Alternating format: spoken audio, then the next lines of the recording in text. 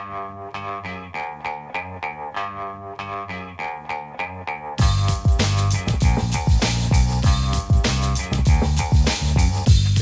the Brian Lehrer Show on WNYC. Good morning, everyone. The Abdul El-Sayed nomination in Michigan last week is just the latest example of primaries in both parties, really. Not all the primaries, but some in both parties that have produced candidates considered more appealing to the base, right? Others have produced those considered more likely to appeal to swing voters. In many of these cases, candidates in both parties, now that they've won their primaries, are using terms like moderate or common sense to describe themselves, no matter where others put them on the political spectrum, and using the terms radical or extreme to describe their opponents. At least in general election races, maybe we're a long way from the 1964 presidential campaign when Republican nominee Barry Goldwater, far right by the standards of his day, embraced being called an extremist.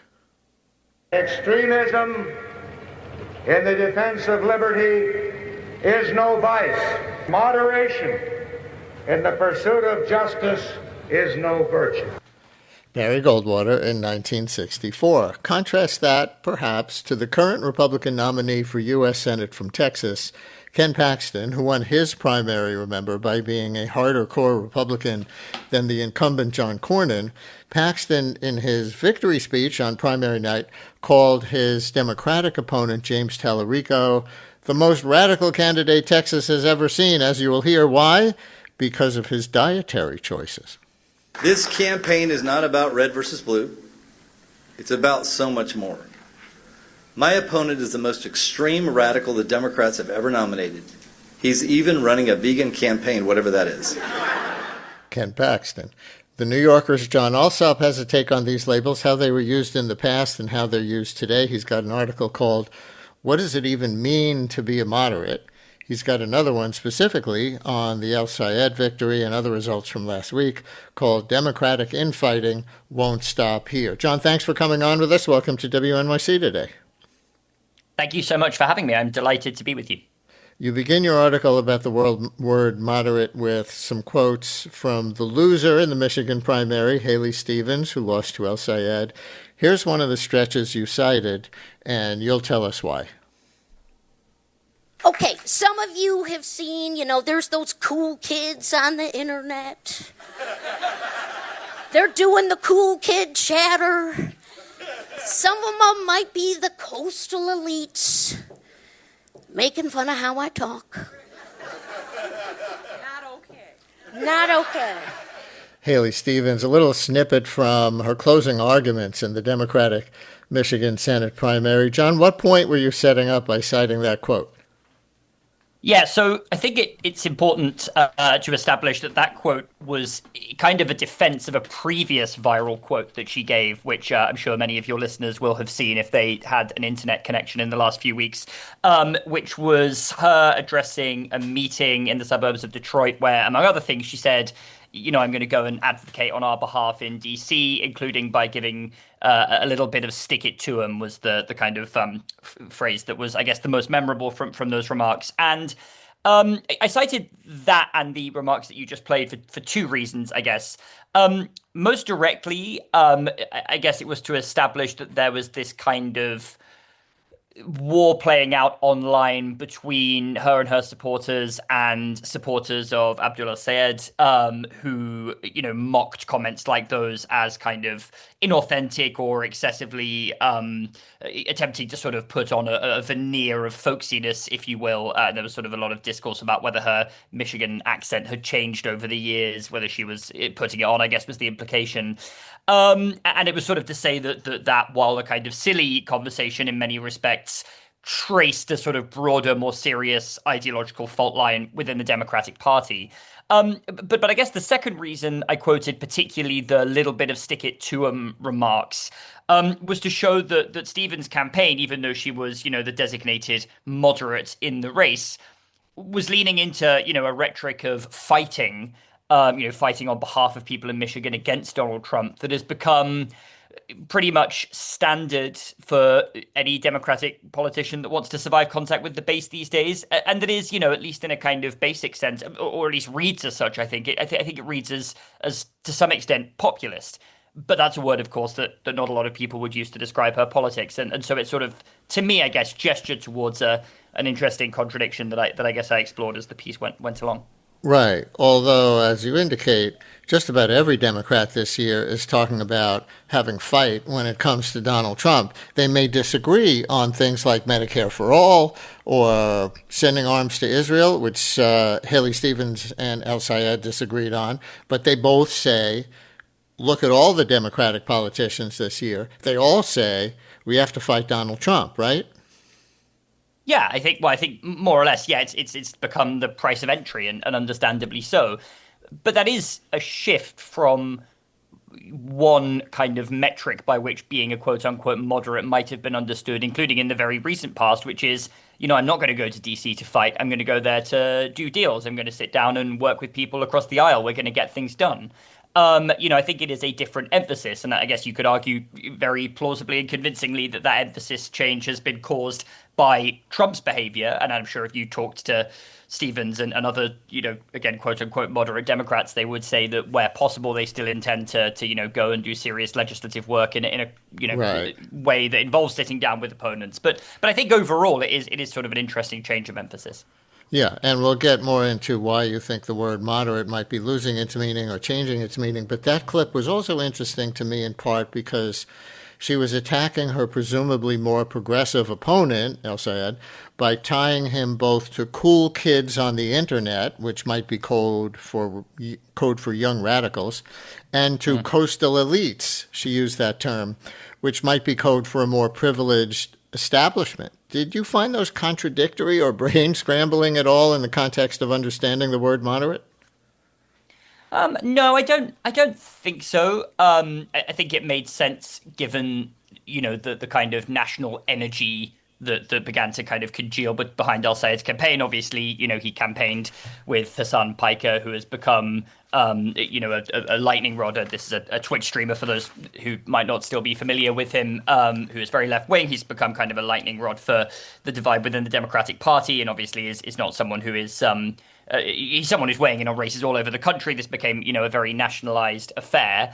Obviously, a lot of people who use X, formerly known as Twitter, might easily be caricatured as people who are extremely online and therefore somehow detached from the kind of everyday realities of living in the world. And whatever you think of that, it's, the fact that they were piling in on indicators that Stevens clearly believes make her an authentic Michigander, someone who, again, is fighting for people who live in that state. It was sort of, a gimme for her to then attack, her opponent as sort of out of touch, backed by, out of state woke people online. I guess that was the sort of not too subtle implication there. I think, as we'll probably get onto, I think the word moderate is extremely slippery, but I think that, the way she responded to that was to some extent a tale as old as time. Although again, there are clear populist accents to the idea of trying to create kind of an us versus them schism, coastal elites versus real Americans in the heartland. I mean, that was clearly an undertone there.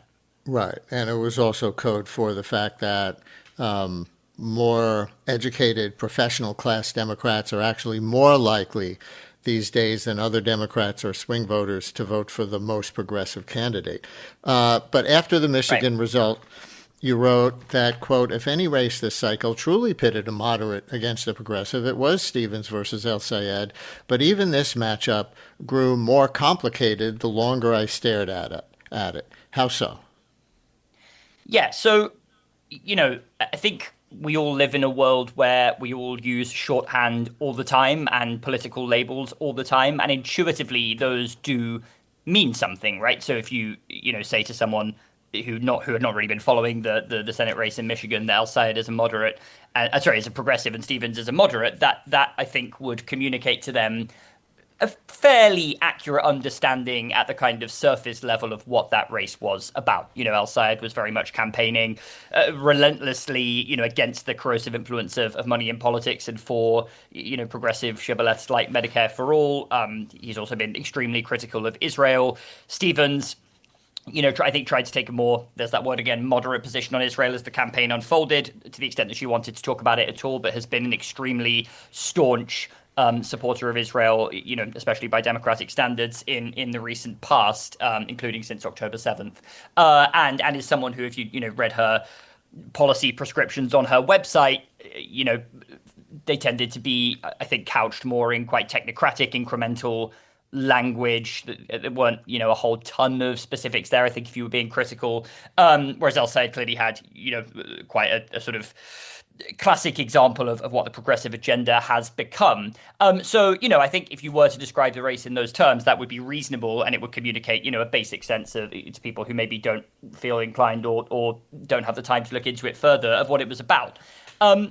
But that being said, I think that my point was generally that the longer you sort of stare at these labels, the fuzzier they appear. And the word moderate, I think, is a particularly good example of that. I mean, if you look at the dictionary definition of the term, it really just means the avoidance of perceived extremes. And obviously, what is extreme, what is mainstream, these are kind of categories that are never fixed in politics and never have been. And, at this moment in time, feel particularly elusive, with everything sort of changing so fast, with the type of behavior and sort of views that have essentially become kind of normalized on the right that would have been considered to be outside the bounds of polite discussion and discourse as recently as 10, 15 years ago.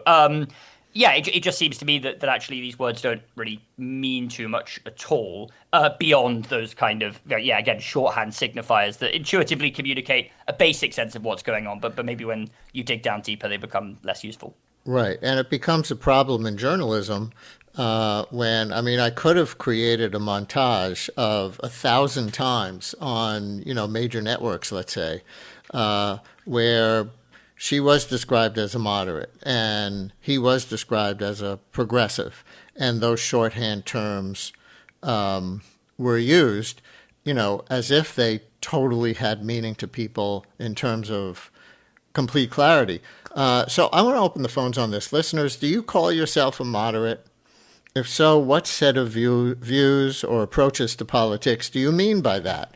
212-433-WNYC. If you think of yourself or call yourself a moderate, 212-433-WNYC, 212-433-9692. And if you reject the moderate label, if you think that's something you don't want to be right now, why is that for you? 212-433-WNYC, 212-433-9692. And does the word have any meaning at all? If so, what is that to you, no matter where you are on the political spectrum? 212-433-9692. But definitely, if you refer to yourself as, or if you reject the label moderate, what do you mean by that? 212-433-WNYC, 212-433-9692. You can call, or of course you can also text. We'll watch our text thread as we do and bring some of the interesting answers onto the air from there. For Jon Allsop from The New Yorker, whose article on this is called "What Does It Even Mean to Be a Moderate?" You can also call about his other one, specifically on the El-Sayed victory and other results from last week, called "Democratic Infighting Won't Stop Here," 212-433-WNYC, 433-9692. Before we get too far from the other clips I played at the top of the segment, John, any reaction to the contrast of the Barry Goldwater clip from 1964 and how he used the words moderate and extremism, moderation and extremism, and the Ken Paxton clip on Tallarico and veganism, and calling that a reason to label Tallarico the most radical candidate that Texas has ever seen? Yeah, I was really glad that you played that Goldwater clip, because that is a quote that I've heard before, but actually when writing this piece, didn't stumble back across it, and it didn't sort of occur to me to it didn't just pop into my head, I guess, when I was writing, and so it was interesting that you pulled it up. I think I would say that it's I don't necessarily have a kind of clean temporal or like chronological contrast to draw here. I don't think I could sit here and say that, back then people were happier to embrace the label of being an extremist and now they're not. I think it's more something about human nature that speaks to me here, which is, yeah, there are going to be some people who are very happy to call themselves an extremist, who, embrace the fact that they have views that are considered to be outside the mainstream. And I guess when you're somebody like Barry Goldwater, who is, essentially attempting an insurgency against the establishment of a political party, then that's an identity you might be a little bit more interested in embracing, or at least, kind of winking and nodding towards. But I think the majority of people probably don't conceptualize their own views that way, and I'll be interested to hear what some of your listeners have to say, given the way you kind of set up the phone in. But I think most people tend to think their views are reasonable, otherwise they wouldn't hold them. And I guess reasonable and extreme are not words that people tend to pair to describe the same thing. And I think that in politics, if you want to win an election, particularly a finely poised one like the Texas Senate race, for example, to refer to the other clip that you pulled up. You want to convince people that your opponent is the one who is out of step. It's the one who doesn't represent most voters. And apparently in Texas, you do that by saying that they don't eat meat. One text that came in says, moderate stands for nothing. Progressive stands for progress. So that's one listener's take. Here's our first caller, and she is from Michigan and voted in the primary. Kim in Detroit. Kim, thanks so much for calling in. You're on WNYC. Hi. What up, though? I'm from Detroit, and I got to tell you, I went to grad school at NYU, and I started listening to your show. And so I've been a fan ever since. So thank you good so job, much. Brian. But here's the thing. Like, Haley had me. I'm from Detroit. My family's from Detroit. We've been here for forever. And I'm a moderate. I'm 29. And Detroit is a city of extremes, right? So she had me until her vote for Israel. And when she did it, I was like, why? Right? Because I think at this point, we are all sick of this war. We're sick of the marrying of our military. We're sick of genocide, period, right? I don't think she got it. Because it was like me and a whole bunch of our friends and even my family, we were all like, yeah, we support her. We want her, but it was just that vote that did it in. And honestly, Brian, don't think that she got it. Even her rationale for like soft power and stuff like that, I was like, no, Haley, this is not the time for that. You blew it. You blew it. And you called yourself in that answer, and I'll say as I do that people will debate the word genocide, but you called yourself a moderate. I get that. What we don't have to dwell on that. Yeah. But what did you mean for yourself when you called yourself a moderate? Yeah, because like I said, I'm not extremely purely progressive. I agree with some things I don't. I'm definitely not a Republican. I don't agree with any of that. But like I said, it was just that one thing for me. I supported her. I believed in her, like her work with the Obama administration. My family, they've worked in the auto industry all their lives. Most of my family still work in the factories, the ones that are still here. So, I was like completely down with her. But that is the thing that just did me in. And so many people, and like I said, I'm not my mom. I'm not in my 70s. I'm the youngest of my siblings. I'm 29. I'm going to be 30 soon. So all I'm saying is I don't think she understands or understood like the cohort of her voters, the ones of us who are out there who are just kind of like, okay, we've had enough of business as usual, but we're not willing to like, get on that super progressive train. Like there are times and seasons for you to make decisions that impact not just like your own personal ideas of what power and stuff is, but really you need to sit down and talk to people. That was the other thing with Haley. I don't think she came down to Detroit much. I was just like, where are you? But Syed was everywhere. Kim, thank you so much. First of all, I really appreciate that, you find enough worth listening to here that you're still listening from Detroit. No, Thank you man. for Let me tell you, Brian. Like you are that man. I love you. Keep doing a good job. Oh, thank you. And call us again. Keep calling us. I'm going to go to another caller that might be a bit of a contrast with Kim. Mark in Queens. You're on WNYC. Hi, Mark. Hi. Thanks for taking my call. Love your show.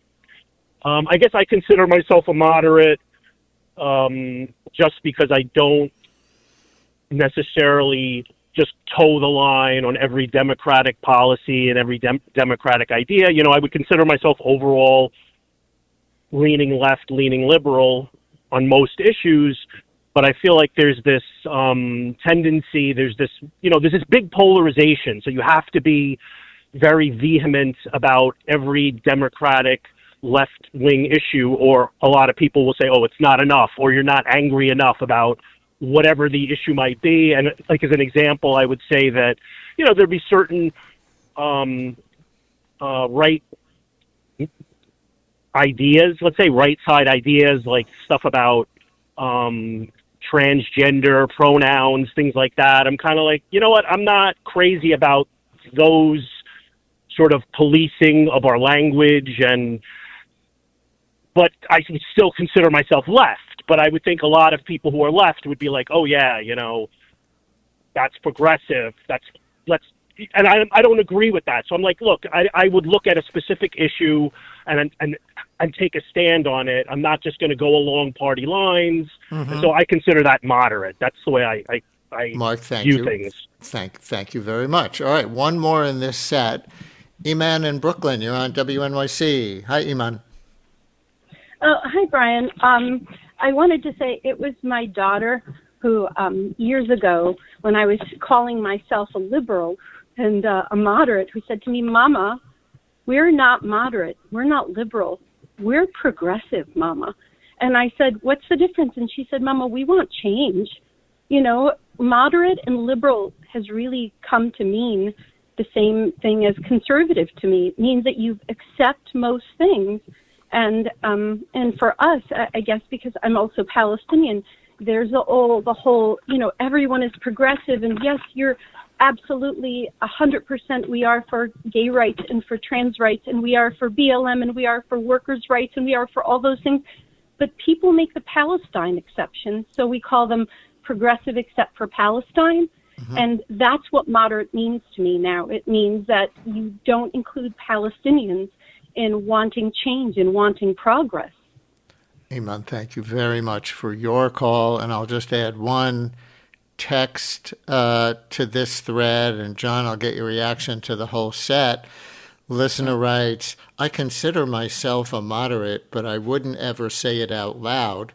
Most of my friends treat the word as an insult and hate moderates the most. So with that text and the three callers, what are you thinking? It certainly kind of at least backs up the basic thesis of your article in The New Yorker, that it's hard to say what moderate even means anymore because it means so many different things to so many different people. Yeah, I think absolutely. Those callers all made super thoughtful and relevant points that all to some degree track with very widely accepted definitions of what it means to be a moderate in, academic literature, in media discourse. Mark from Queens actually made the point, which I thought was very interesting, that I think he said he considers himself to be a moderate because he doesn't toe the party line. He sort of doesn't accept the entirety of one political party's orthodoxy. And that is, definitely a definition of moderate that you see lots of journalists and academics using. But there are also loads of other potential definitions, right? I mean, is a moderate somebody who sits right in the center of, the classic kind of left to right political ideas spectrum? Well, some people think that actually there are, a load of voters who are kind of clustered at that point and generally have quote unquote middle of the road views on things. There's also been criticism that, what a lot of academics consider to be a moderate person might be someone who has a very unpredictable collection of views, some of which are potentially quite left-wing and some of which are potentially quite right-wing. And then, the sort of aggregate of those views, I guess, meets in the middle. But it doesn't make a ton of sense to me to call that person a moderate. And I guess likewise with Mark, I think it's, again, totally reasonable to see the idea of sort of not feeling like you fit with a party orthodoxy as a moderate position. But again, if you look at the dictionary definition of a moderate position as being between two extremes, I don't know if that has a ton to do with that. I guess I would describe someone like Mark maybe as independent-minded. To me, that seems like, maybe a better, more useful word. If I may, I also just want to come in on the Israel point that both Kim and Iman raised. And I think this is it's not the only issue, but perhaps the most obvious example of how this term moderate rests on perpetually shifting ground, right? Haley Stevens, in her final debate in Michigan, when she was asked about this, set out a position that pretty much tracks the dictionary definition of moderate that I just mentioned. She said, well, on the one hand, Abdul El-Sayed is someone who is an extremist on this issue, basically, because he's very, very critical of Israel. He sort of hates Israel was the sort of implication, I guess. But on the other hand, Benjamin Netanyahu has gone way too far, and his actions have made American Jews less safe. In fact, Netanyahu had actually recently criticized Haley Stevens on CNN, so she sort of leapt on that to say, or at least to imply, I'm in the middle. I'm the one who has the kind of classically moderate view on this.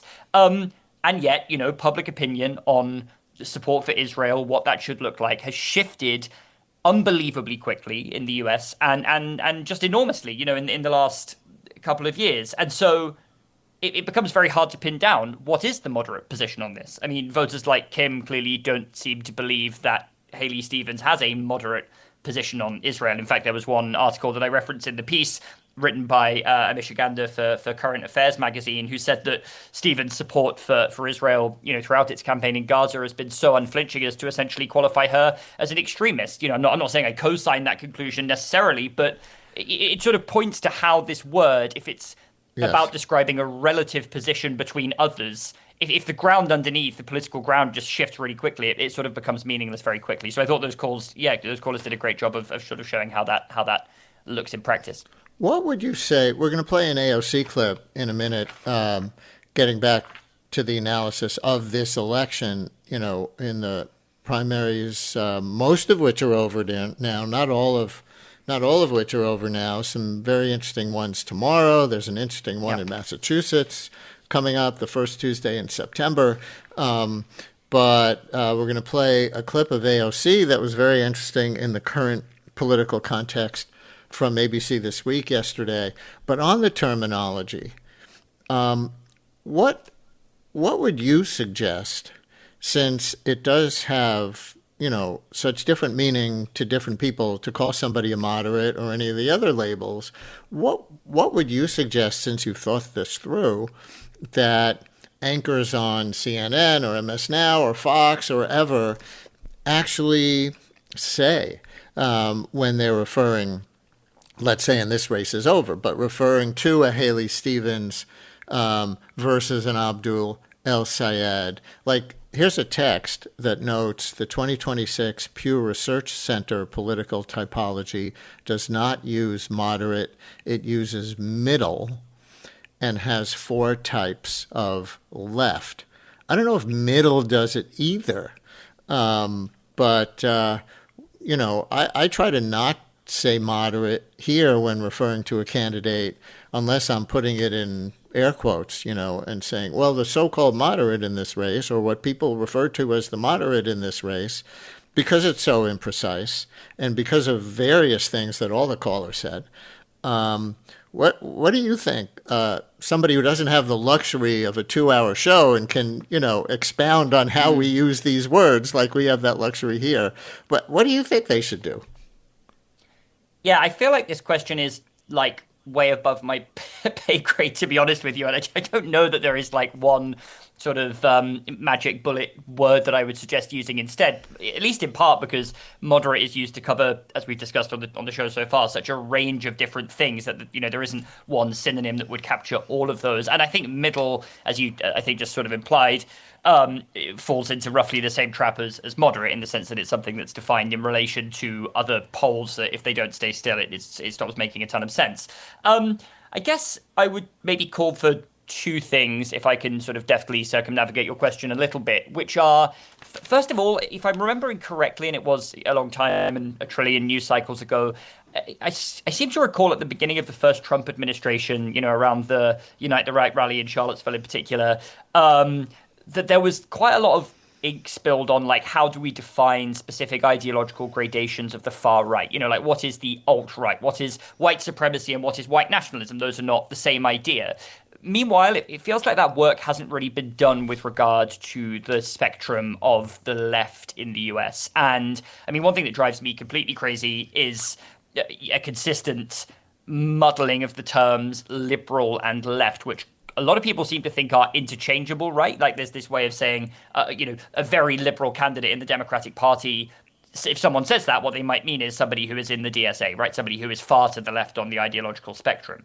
But actually, liberalism and socialism, they have obviously commonalities and things that they share as ideologies, but they are in no way the same. And I think that, some socialists that I've spoken to would probably be quite horrified to be described as liberals. So I think that, like, the same work that got done when the sort of portions of the far right were ascendant in Trump's first term could usefully be done now in this moment.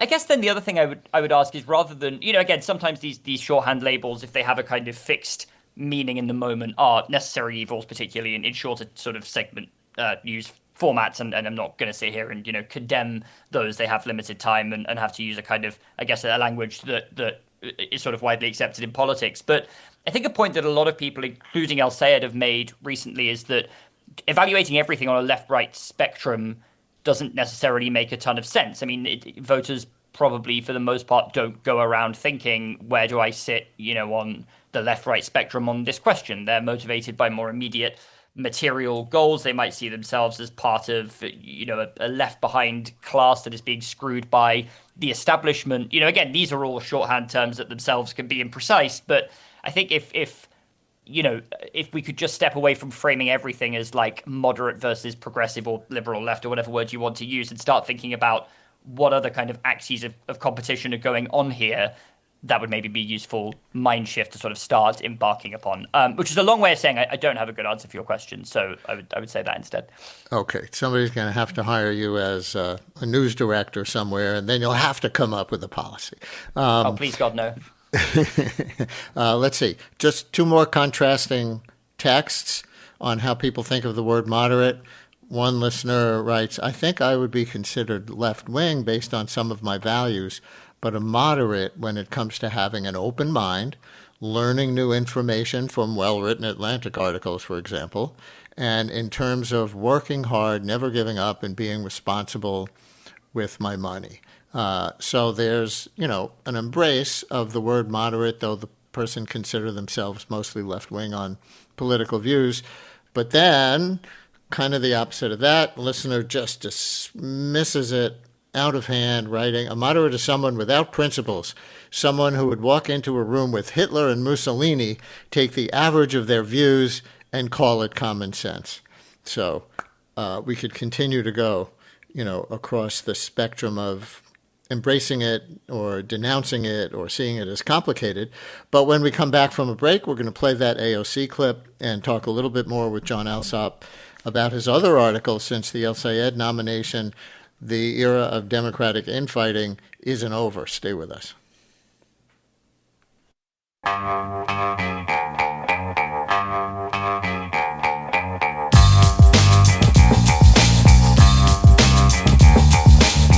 Brian Lehrer on WNYC as we continue with New Yorker Magazine contributing writer Jon Allsop, author of What Does It Even Mean to Be a Moderate, one of his recent articles, and his other one called Democratic Infighting Won't Stop Here.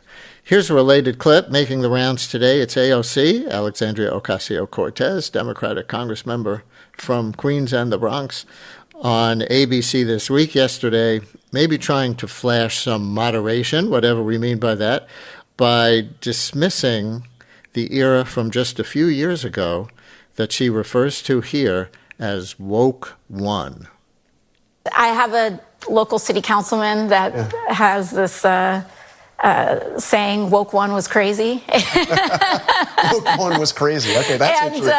And I think that what's important is that we have to assess what was it? I mean, did the movement go too far with some of those positions? I mean, you briefly supported the idea of defunding the police. Well, I think that during this time and especially during COVID, there was a huge opening of the Overton window. We were shut down. There was some of the highest unemployment rates that we have seen because of those shutdowns. Yeah. And I think that the doors were really open in trying to entertain any and every policy that was going to get us to a better place. And I actually think that the discussions that were had in that time were quite fruitful. I think that when we talk about crime today, it's fundamentally different than the way that we talked about crime in bringing crime down, right? Mm-hmm. And I think that we all share in the goals of having as low a crime rate as possible. I think that, during lockdown, of course, rhetoric in that time is not rhetoric that we would use today. AOC on ABC This Week. John, what do you make of that, either in AOC possibly running for the Senate or even running for president in the next cycle terms, or in the context of this year's midterm elections overall, where the battle is for control of Congress, or on moderate and woke? We're doing this segment mostly on the word moderate. Maybe we need to do another one on the word woke as words. Yeah, I think if a lot of what I've complained about on this show so far has been the sort of imprecise use of moderate as an adjective or a noun. It's also a verb, and I think that it, while imperfect, maybe makes a little more sense. And I think what you are seeing there is probably a classic example of a politician trying to moderate their past stance. And I think that is actually maybe a little more meaningful because it implies, I'm not going to stand by old slogans. I'm going to suggest that I've listened or say that was something from a different time. I think, otherwise her remarks were simultaneously a sort of interesting rhetorical sleight of hand. I think, it was, I'm not sure how convincing it's going to be to say during lockdown there was sort of a language free for all and that makes total sense at the time, but now it doesn't. And it doesn't make a ton of sense to me necessarily. But also, I think the other point I would make is essentially the one we've been making for the entirety of this show, which is shorthand kind of lacks nuance. And I think that's true of shorthand sort of political descriptors like moderate. It's also true of slogans, right? And so, yeah, clearly embracing defund the police has, as a slogan, for example, has had ongoing consequences for Democratic politicians who use that sort of language, and even those who didn't, have been sort of seemingly successfully tarred by association. It's interesting, actually, that tomorrow you mentioned the primaries in Wisconsin, where Francesca Hong, who is running for governor and is, by all accounts, the favorite to win the Democratic primary, has had to spend, quite a lot of the last week trying to clean up comments that she made around that time about, wanting to do away with Thanksgiving and defunding the police and other things of that nature. But these slogans and never that was the context of, just for our listeners' information, that was the context of that AOC clip. She was being asked why she's not endorsing Francesca Hong while she has endorsed in other races involving progressives, and her answer, or some people might say excuse, was that she's been endorsing in congressional races, because that's the real fight, is for control of Congress, not in races for governor. But then she went on to that discourse right there that dismissed, quote, woke one as an era.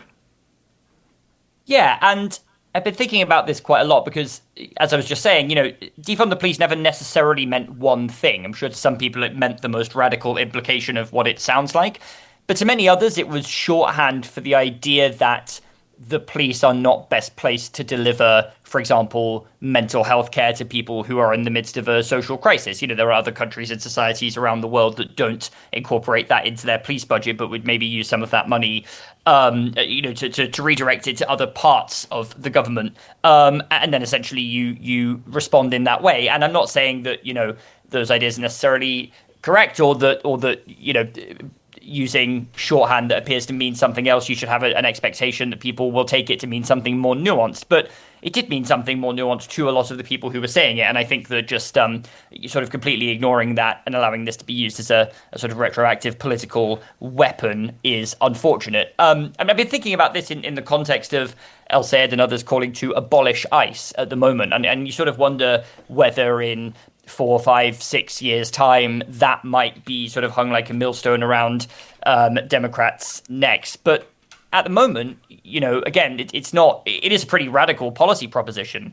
But the way that El-Sayed, for example, explains it is not we should just do away with immigration enforcement totally. It's that ICE is an invention of the sort of post 9/11 compact, and there are other ways of enforcing immigration law. America did it for decades before ICE came along. ICE is not the only answer, and obviously some of ICE's recent conduct has been extreme by I think any reasonable definition of that term. And so some of these debates have all that context and nuance in the moment. And then several years down the line, people sort of forget what the context was. So I guess in a roundabout way, AOC is right to raise the context of the pandemic and the racial justice reckoning that were occurring during that time. I'm not necessarily sure she did it in the most convincing way in that clip.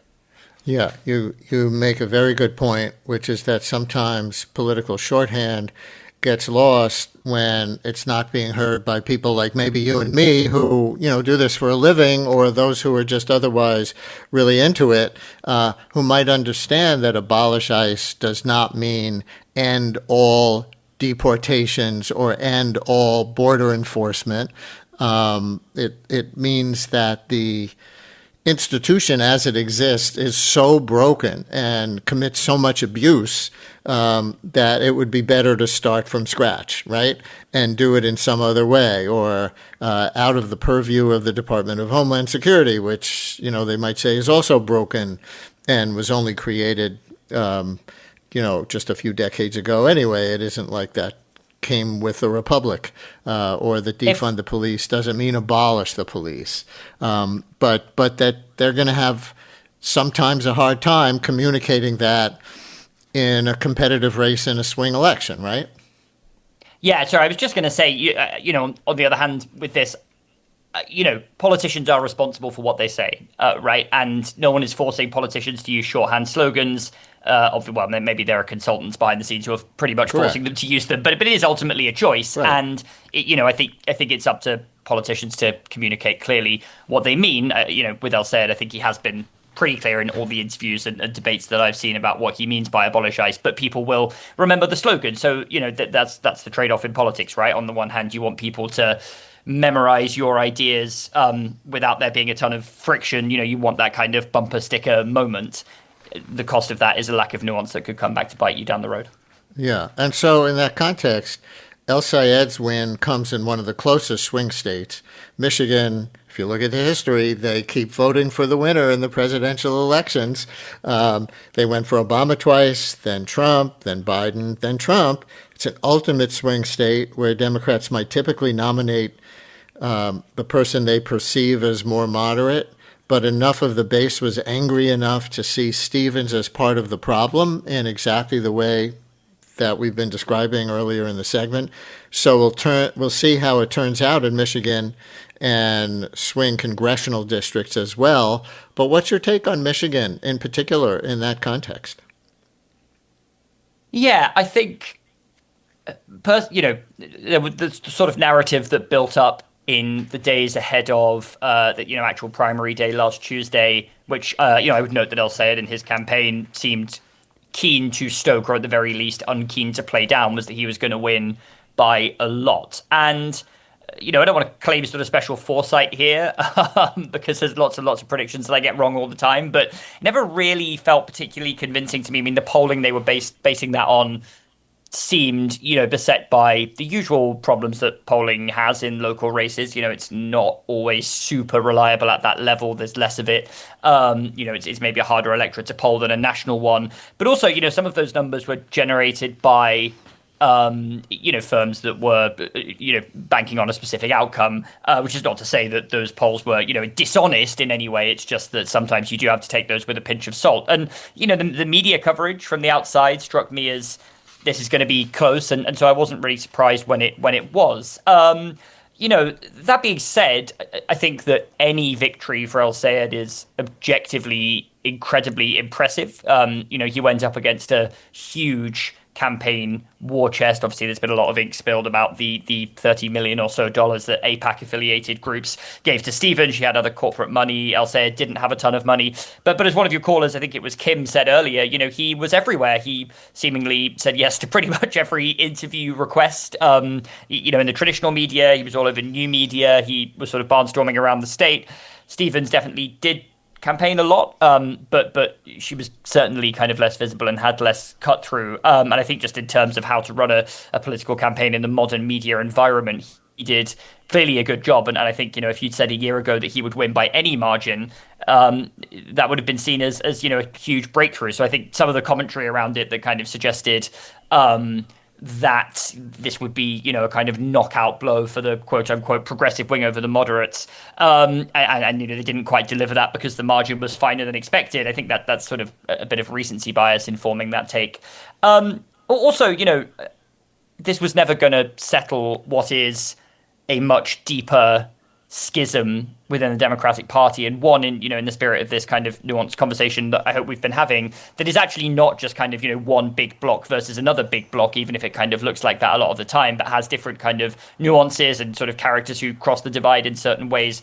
This was never going to be resolved by one race, and I think that should be borne in mind going forward. This is going to be obviously a tough race for El-Sayed. He should have a leg up due to the national environment being very unfavorable to Trump and Republicans, but his opponent, Mike Rogers, is somebody who can probably lay fairly convincing claim, to that moderate label in terms of how that gets banded around in political discourse, at least. I think it just as seeing this primary as likely to resolve kind of those bigger national debates was misguided. I think the expectation or the weight that will now be put on El-Sayed to win this race and therefore prove beyond doubt that, a candidate of a certain ideological stripe can win a certain type of state. I think we should probably resist that as well. Some of the polling I've seen and just sort of common sense dictates that I think Stevens, if she had, just edged ahead of El-Sayed, probably would have had also a very difficult and competitive race on her hands. The idea that she's this kind of quote unquote moderate, I don't think would have cleared the lane for her. I think she would have had to energize a clearly disaffected and distrustful base for starters, which is not a problem that El-Sayed is going to have. These were two candidates who had different strengths and weaknesses, and I think both would have had, faced a difficult time going into the fall. Clearly now it's one, not the other, who's going to be judged on how they do. Yeah, and, I guess in a way it's a classic, are you going to win a general election more by turning out your base so people don't stay home because they feel meh about the nominee of their party, versus appealing to swing voters, the, unknown number of people who might actually be, well, I kind of like this person and I kind of like that person, and convincible in that way. I guess scrambling that usual set of metrics is the New York mayoral election, for example, where you had a good few points of people who had voted for Trump in 24 and then Mamdani in 25, because they're so disgusted with various things that are going on. And so how many of those voters are going to show up in Michigan, or the equivalent of those voters? And so maybe there's a third leg of the stool, not just turnout base voters and convincible swing voters who do genuinely go back and forth, but that third leg of, call them Trump Mamdani voters, if they exist in Michigan. Just 15 seconds for a last thought on that thought. Absolutely agree with what you just said there. I was actually going to come in and say that the conventional theory of the case is, base turnout versus swing voters. But I think the American electorate is sort of fragmenting and fracturing and recongealing, something that happens all the time in reality, but in particularly profound ways right now that aren't necessarily super clear yet. And so El-Sayed's message, which is not only kind of left-wing, but also anti-establishment, anti-corporate, I would not rule out at all that that could find purchase with people who would not consider themselves to be fellow travelers of his in a conventional sense. Jon Allsop, contributing writer for The New Yorker. His latest two articles are Democratic Infighting Won't Stop Here and What Does It Even Mean to Be a Moderate? Jon, thanks for coming on. Thank you so much.